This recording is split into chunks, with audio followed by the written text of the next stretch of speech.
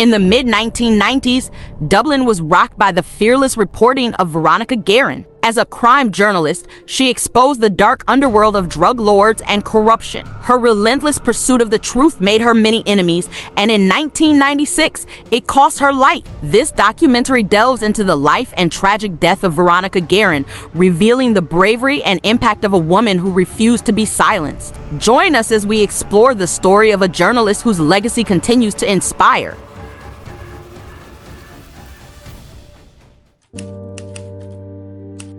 Veronica Guerin, daughter of Christopher and Bernadette, was born and raised in Artane, Dublin, along with her four siblings.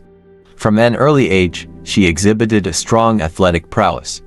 At St. Mary's Secondary School in Killister, she excelled in basketball and camogie. Remarkably, at the age of 15, she played in the All-Ireland football finals despite suffering from a slipped disc. Guerin's athletic talents extended beyond school sports. She played for both the Ireland women's national basketball team and the Republic of Ireland women's national football team, representing her country in a match against England at Dallamount Park in May 1981. After finishing school, Guerin studied accountancy at Trinity College Dublin. She married Graham Turley in 1985, and they had a son, Cathal, born in 1990. Outside of her professional life, she was an avid supporter of the Manchester United football team.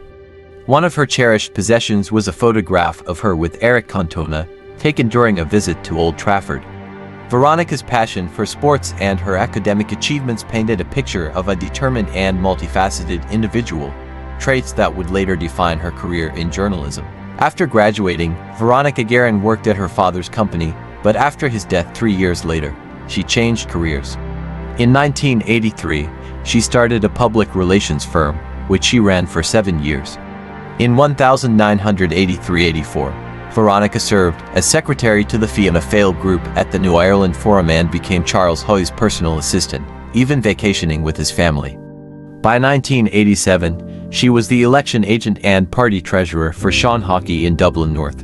In 1990, Veronica shifted to journalism, joining the Sunday Business Post and Sunday Tribune under editor Damien Kibbard. Her fearless pursuit of stories led her to build relationships with both the Gardaí and criminals, who respected her dedication and provided her with detailed information. She also reported on IRA activities in the Republic of Ireland.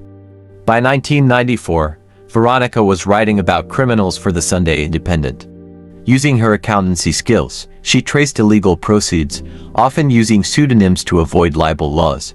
Her investigations into drug dealers, including information from convicted criminal John Traynor, brought numerous death threats.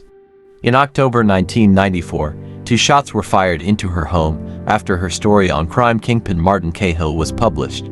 She dismissed this as a warning. On January 30, 1995, after writing about Gary the Monk Hutch, a gunman shot her in the leg. Undeterred, she continued her investigations.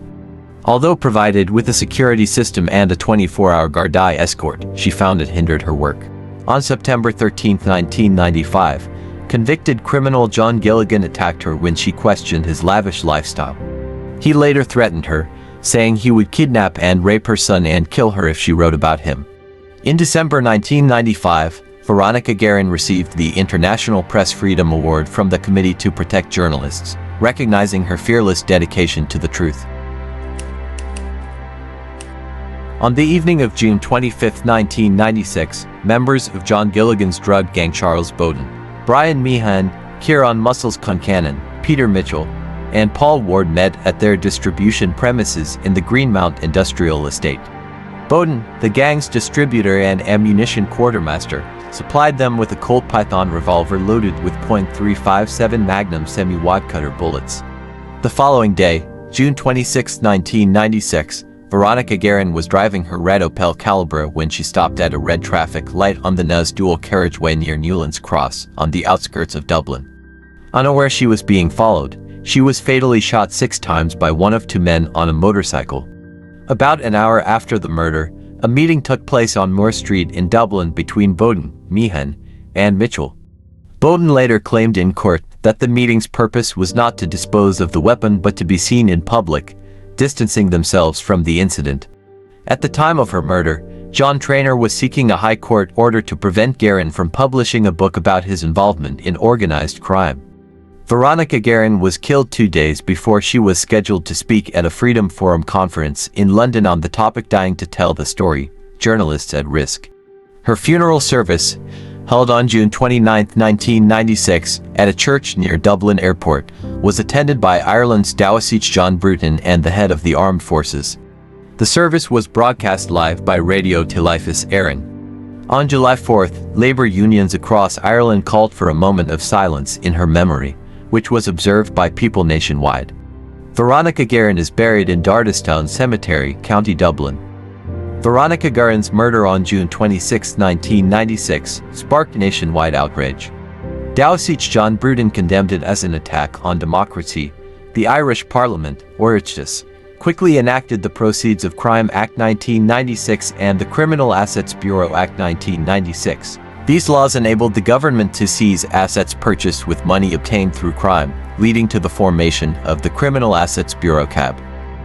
Following Guerin's murder, Charles Bowden and other members of John Gilligan's gang were arrested.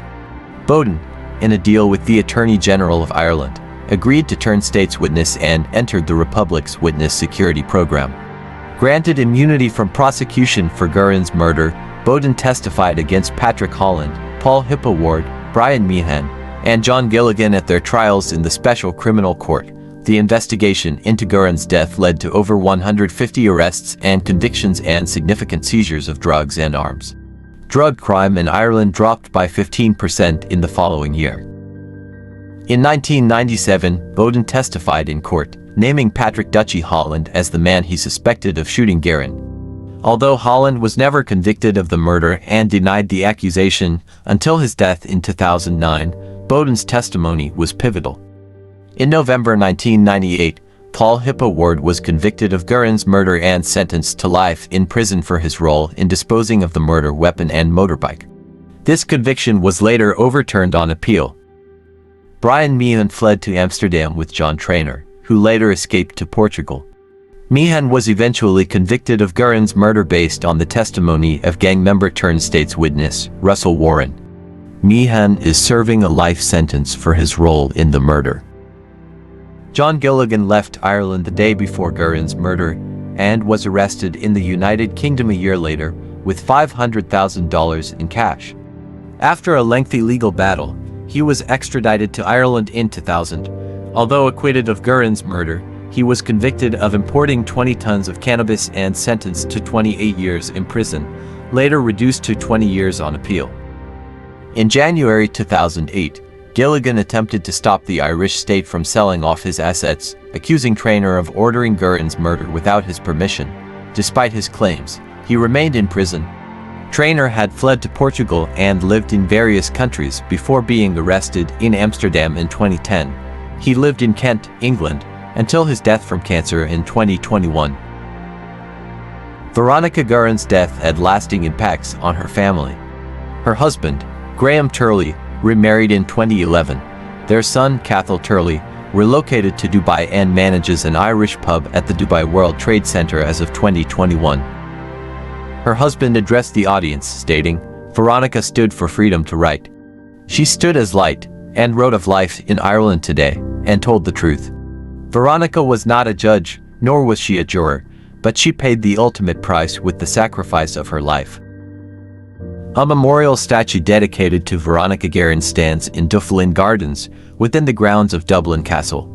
On May 2, 1997, at a ceremony in Arlington, Virginia, her name, along with those of 38 other journalists who died in 1996, was added to the Freedom Forum Journalists Memorial. In 2000, Guerin was named one of the International Press Institute's 50 World Press Freedom Heroes of the past 50 years. The Veronica Guerin Memorial Scholarship was established in 2007 at Dublin City University.